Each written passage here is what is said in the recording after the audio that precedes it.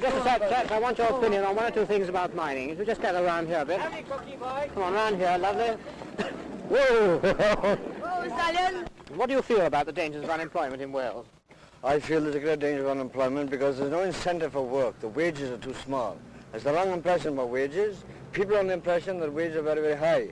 Actually, they're very, very low. My wages are £4.12 after stoppage. Thank you. Well, I think there should be more factories for the disabled persons that's suffering from dust. I know for a fact there's miners been out now for as much as 7 years. They can't find any employment, and there should be plenty about here. Thank you. I feel we should have a much higher accident compensation rate. The present rate is £2.5 for a married man with one child and 35 shillings for a single man. The majority of unemployed in this locality is through new owner courses. And unless factories can be brought into this district, which will absorb the Silicosis men and new monocosis men, there will always be unemployed in this locality.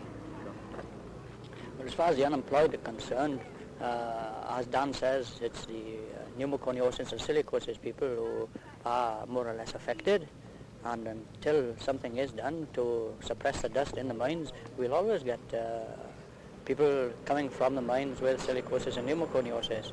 But the modern methods that they are adopting to prevent the dust will, I certainly think, allay some of the unemployed that has been occurring in the past. We won't get so many unemployed from the mines in the future as we have had in the past. Thank you very much. Boys today, miners tomorrow.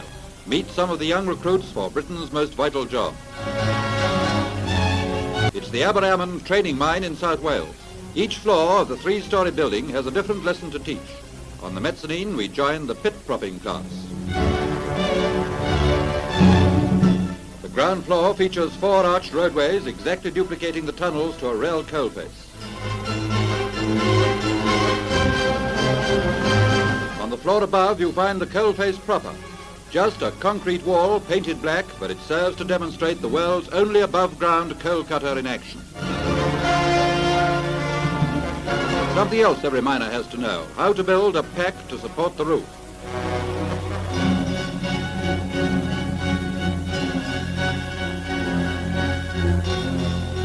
Going up, first floor, shaker conveyor and belt conveyors.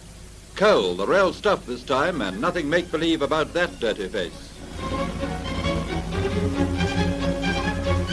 Other kids may take their schooling in other ways, but geometry never gave you an appetite like that. Meet Enoch Lewis, 48 years old, a Welsh miner who works at 2 mines every day.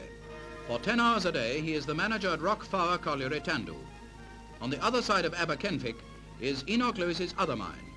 In his little car, he drives across the mountains while his mates go home to tea. Mr. Lewis eats his while driving to the uninhabited valley where he operates his own one-man colliery. There, for 14 years, he has spent his spare time digging. Now he has been granted a license by the Coal Board to mine the best house coal in Britain. To reach this rich coal seam, Mr. Lewis had to blast his way single-handed through 250 yards of solid rock. Today, his pit tunnel is 7 foot high, perfectly timbered and walled.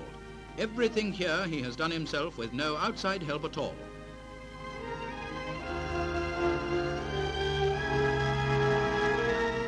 His life savings have been spent in perfecting his exacting task, but already Mr. Lewis has mined 30 tons of coal, the first results of his 14-year battle.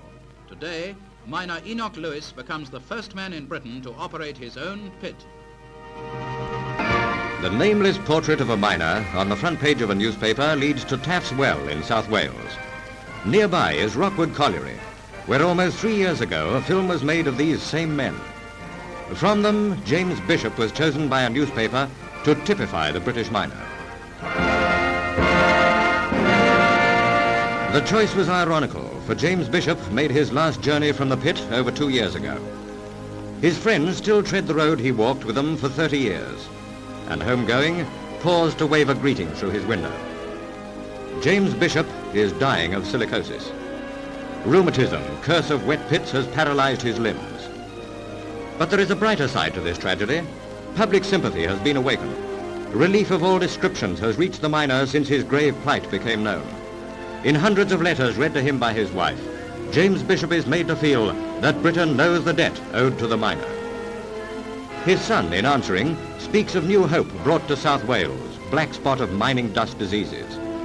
While miners no longer face the same risks his father ran, 6,000 men of the older generation await the opening of rehabilitation centres.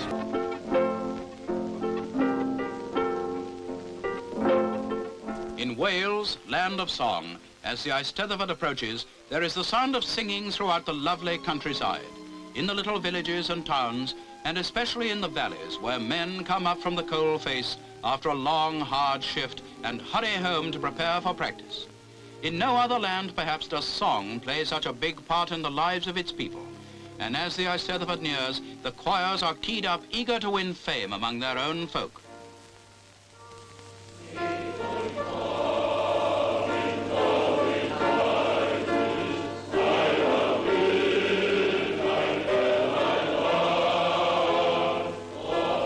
On into the night goes the singing.